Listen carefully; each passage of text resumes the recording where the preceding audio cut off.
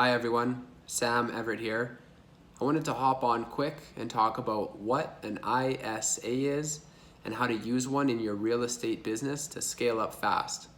And I'm sure a lot of people watching already know what an ISA is, right? What it stands for. Maybe you're using one already in your business, but maybe not to its full potential, and that's what we're going to talk about.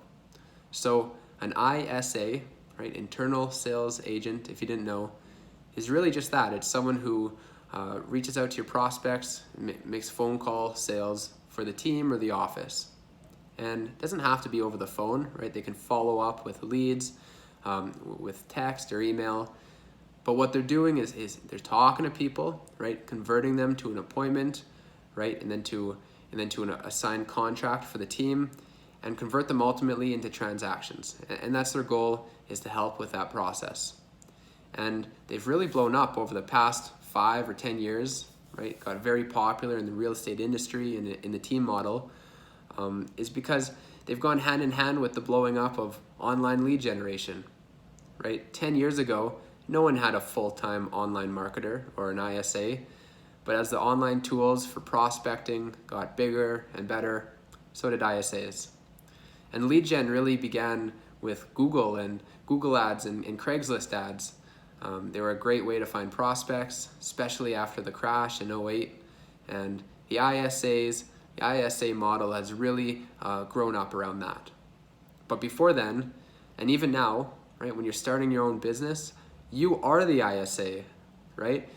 In my business, when I was starting out, from 9 a.m. to 11:30 every morning, I was calling my leads, right? I was making those calls, and that's how it starts. But when you're hiring for one, either virtual or in-house, you typically get them doing one of two processes. So the first is outbound prospecting. It's basically cold calling from a phone book, right? It's converting dead, cold leads into a nurture. And you typically want someone highly assertive, gritty, very resilient, doing this job. Someone who can take a lot of rejection because it's low conversion, right? Very low conversion activity. The other is inbound prospecting, typically much higher converting, and companies spending tons of money generating online leads.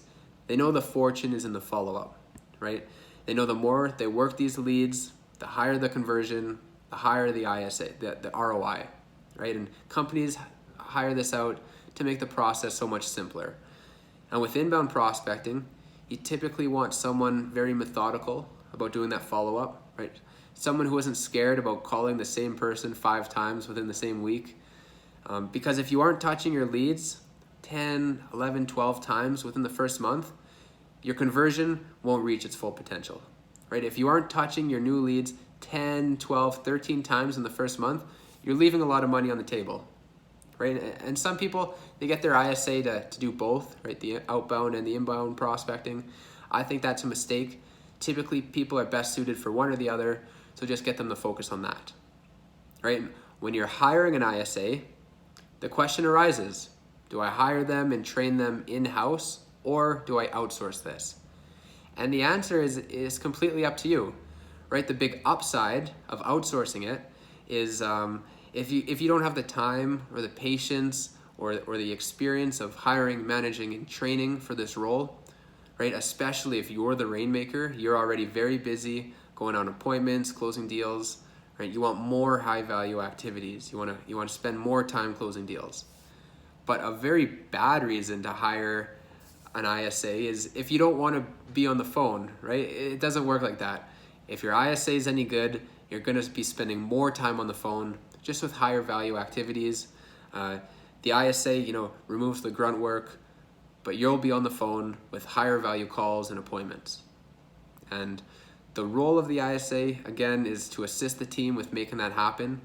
And most brokers know the hardest part is getting their agents to do this job, so they understand it's 100% worth it, right? 100% worth it to get someone else to do it. And that's where we've added tremendous value to some of the real estate teams we've worked with. And if you want to learn more about this, or if you're wondering if an ISA will really help your team, then leave me a comment below or reach out to me on Facebook or email. And if you like this video, then let me know what you liked or what you didn't like and in the comments below. and we'll see you on the next one.